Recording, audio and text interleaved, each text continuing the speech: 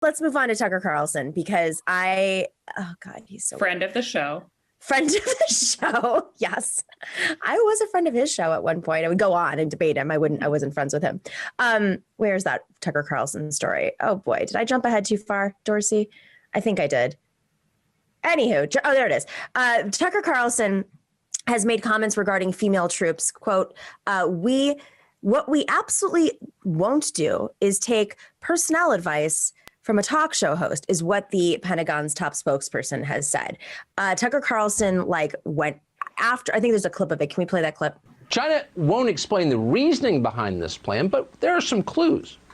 Last year, we learned that China has quickly developed the world's largest naval force. In 2015, China had 255 battle force ships. Now they have more than 360. And many of those ships are more capable than anything in the American naval fleet. So how are we responding to this? Well, at the White House yesterday, Joe Biden addressed it effectively. What's the American military's response? Here's what Joe Biden said.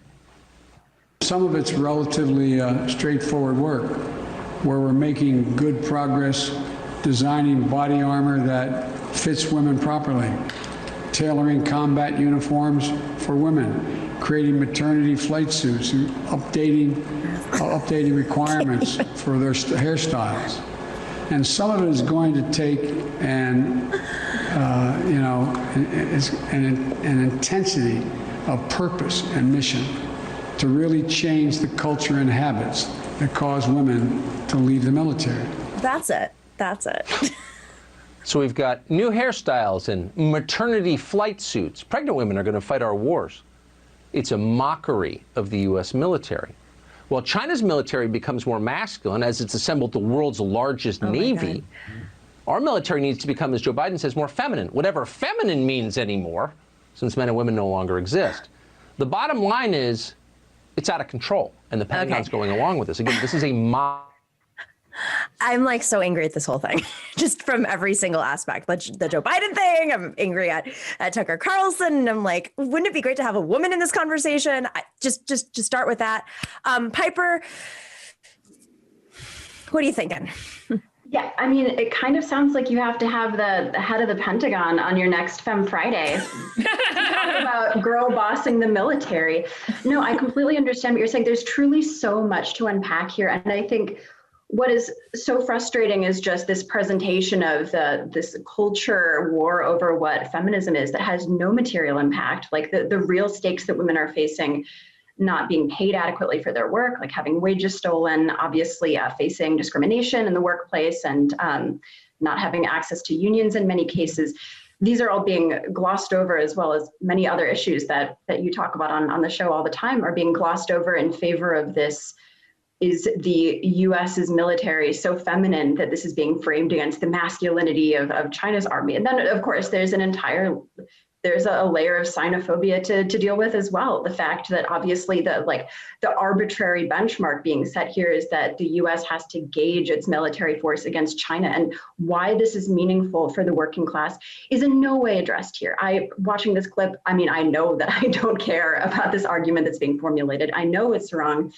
But watching this, you would not get a sense as to why any person should care about how masculine or feminine any army is, and why, in fact, we should be investing so much money in this when, of course, the real problems that people are facing are not having money invested in them by the government. So, I mean, missiles are very phallic. So if you really want to know where the money is being spent, I'm going to guess it's not on the pregnancy wear of female officers. I'm going to say it's probably on the phallic missiles that we never launch anywhere and just sit there rotting into our land and tainting our water. And Natalie, I mean, okay, so obviously Joe Biden's not focusing on real feminist issues, but even if there were going to be reforms in the military, maybe address the rape culture a little bit.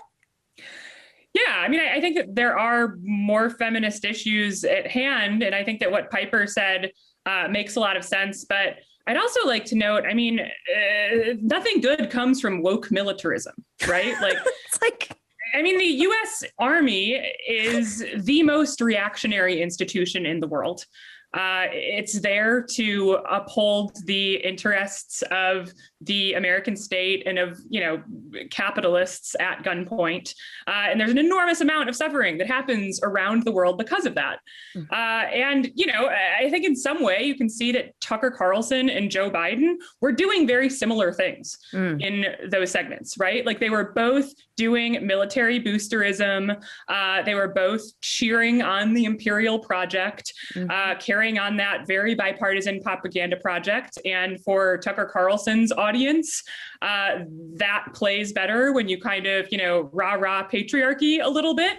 And Joe Biden is speaking to an audience that, wants a few woke platitudes. And both of them are doing the same thing. As Piper said, the fact that China is this growing economy that, is within, I guess, a stone's throw, relatively speaking, of being able to take on U.S. military might, framing that as a problem that we are going to meet with our military might is, something I would like to see Americans question and push back against more.